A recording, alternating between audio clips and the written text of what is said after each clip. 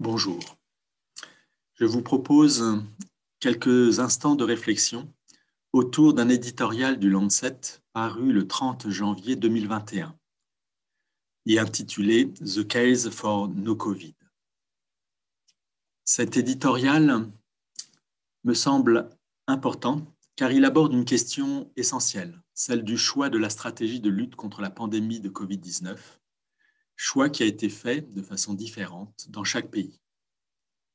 Cet éditorial fait écho à un large débat se déroulant au même moment en Allemagne et qui fait suite à la proposition d'une stratégie dite no Covid par un groupe d'experts parmi lesquels se trouve Madame Ilona Kickbusch, directrice fondatrice du Global Health Center. Cet éditorial résonne de deux façons également. Il est important de le remettre dans son contexte, celui de la situation notamment en Angleterre, puisque la revue The Lancet est une revue britannique, même si son rayonnement est international. En Angleterre, nous avons une épidémie qui est en forte activité et nous avons depuis quelques jours un pays qui a dépassé 100 000 décès au cours de cette épidémie.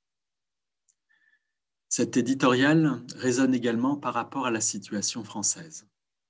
Nous avons des indicateurs qui progressivement deviennent plus inquiétants au cours de ces dernières semaines et nous avons eu, voici quelques jours, une déclaration de notre Premier ministre au nom du gouvernement et de la décision qui a été prise, donc du président Emmanuel Macron, de ne pas procéder ou de ne pas s'engager tout de suite en tout cas dans un nouveau confinement de la population française. Les experts et leurs propositions partent d'un premier constat finalement qui est celui que les différents pays n'ont pas retenu la même stratégie.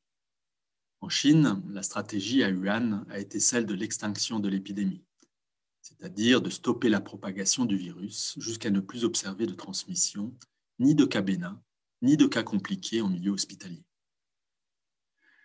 La stratégie mise en place en Corée ou à Taïwan est assez proche, si ce n'est qu'elle a été dans un premier temps celle du contrôle du risque épidémique, c'est-à-dire du contrôle de la circulation du virus dans la population, mais en gardant l'objectif final d'extinction de l'épidémie, c'est-à-dire de stopper la propagation du virus.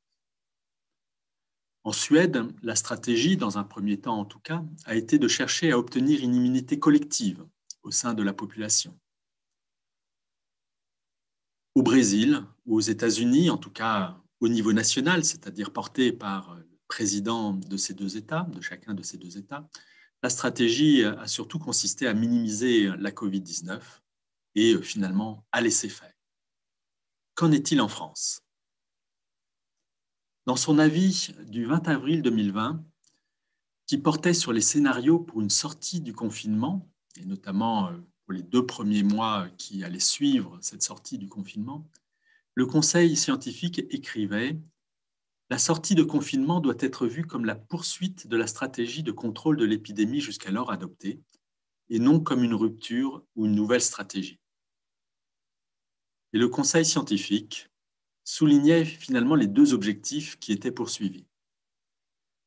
Le contrôle de l'épidémie, avec l'idée que le virus continuera à circuler à la sortie du confinement et avec des niveaux qui seraient certainement différents selon les régions, et que le premier objectif de contrôle de l'épidémie était de limiter l'apparition de nouvelles infections. Nous sortions du confinement, nous étions au moment où nous allions sortir du confinement, les indicateurs épidémiologiques s'étaient améliorés et il s'agissait d'éviter leur aggravation à nouveau. Le deuxième objectif portait sur la limitation du nombre de formes graves et de décès. Les cas détectés devaient bénéficier d'une prise en charge optimale pour éviter une aggravation et un décès.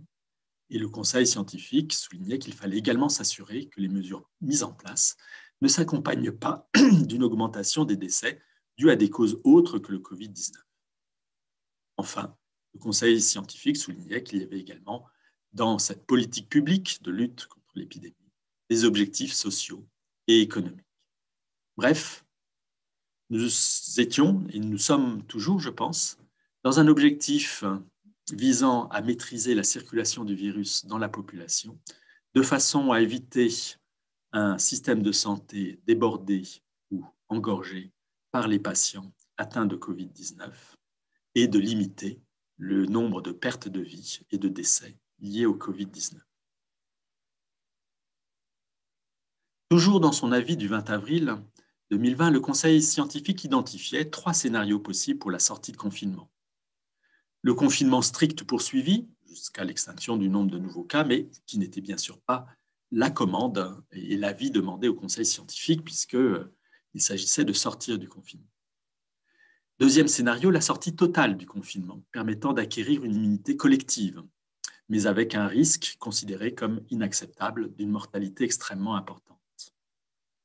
Enfin, troisième scénario, la poursuite de la stratégie, avec une levée progressive, prudente et monitorée du confinement, et l'adaptation des mesures en fonction des résultats épidémiologiques.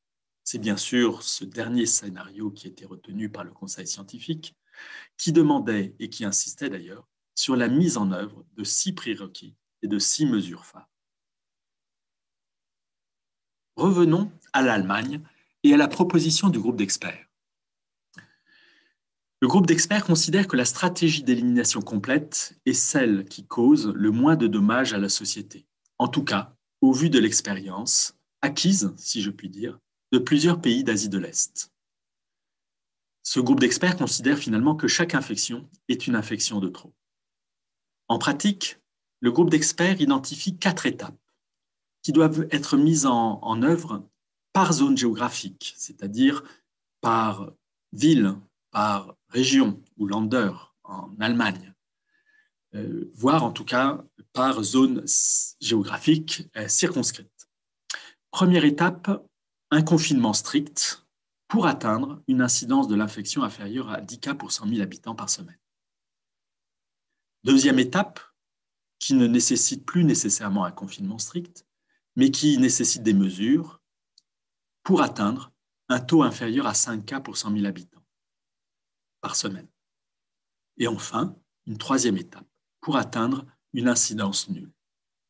Lorsque l'incidence nulle a été observée pendant une période de temps donnée, la zone géographique définie acquiert le statut de zone verte, ce qui permet des mesures de réouverture de lieux de loisirs, de lieux publics. La réouverture ou l'accès au travail permet également de rétablir un certain nombre de libertés civiles qui auraient été limitées au préalable. 2 leviers sont ainsi mis en œuvre dans cette proposition. Premier levier qui est de réduire rapidement le nombre d'infections aux environs de 0. Et deuxièmement, éviter toute nouvelle transmission ou réintroduction du virus grâce à des systèmes rigoureux de tests, de traçage et d'isolement, ainsi qu'à des restrictions locales de déplacement pour éviter la réapparition donc de ces virus, de ces variants de virus. Le soutien de la population à ce plan est bien sûr un élément important. Il serait, d'après les experts, ou pourrait être en tout cas favorisé d'après les experts, par une communication quotidienne, positive, avec des perspectives claires de réouverture, de retour au travail et de restauration des libertés civiles, basée sur les progrès réalisés grâce à la stratégie No Covid.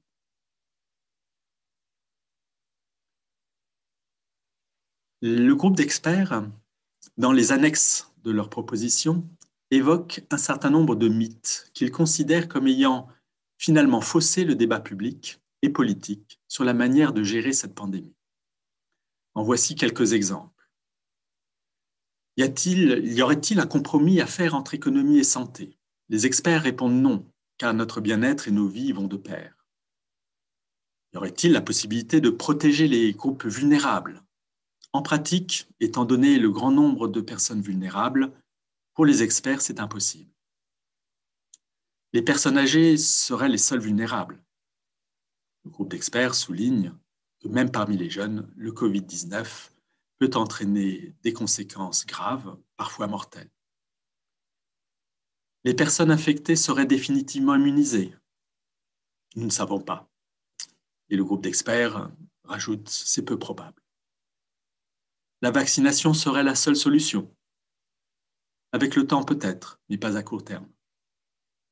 L'immunité collective pourrait être obtenue grâce à la circulation du virus. Pour le groupe d'experts, ce n'est ni une stratégie réalisable, ni une stratégie souhaitable. La fermeture des écoles serait plus néfaste pour les enfants et leurs familles que l'ouverture. Pour les experts, pour ce groupe d'experts, ce qui importe, avant d'évoquer la question de la structure de l'école, c'est de renforcer le soutien éducatif et économique. La comparaison serait impossible avec les autres pays, notamment les pays qui ont le statut d'une île, ou les pays qui auraient d'autres régimes politiques, notamment les pays ayant un régime politique plus totalitaire. Pour les experts et le groupe d'experts, il s'agit avant tout de s'efforcer d'apprendre des meilleurs. Cet éditorial nous amène finalement à nous interroger sur la politique retenue et la stratégie retenue pour lutter contre la pandémie de Covid-19 dans chacun de nos pays. Nous avons certainement besoin d'appliquer un cadre d'analyse à nos choix. Nous pourrions reprendre le cadre d'analyse de politique publique paru en septembre 2012 et édité sous l'égide de l'Institut national de santé publique au Québec, dans le cadre du Centre de collaboration nationale sur les politiques publiques et la santé. Avec un cadre d'analyse qui s'interroge sur les effets de la politique menée en termes d'efficacité, d'équité, d'effets non recherchés, et en termes d'application de ces politiques publiques, en termes de faisabilité, d'acceptabilité et de coût. Cet éditorial a pour moi l'intérêt de nous réinterroger sur notre stratégie de lutte contre la pandémie de Covid-19 et nous invite à remettre en cause ce qui nous semble finalement aller de soi, puisque nous l'avons mis en œuvre depuis plus de 12 mois maintenant, au regard des nouvelles connaissances que nous avons acquises et des réussites observées dans certains pays.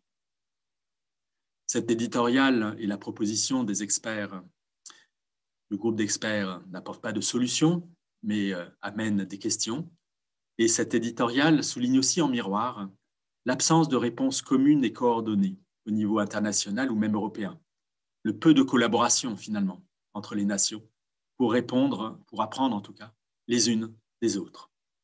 Merci de votre attention et à très bientôt.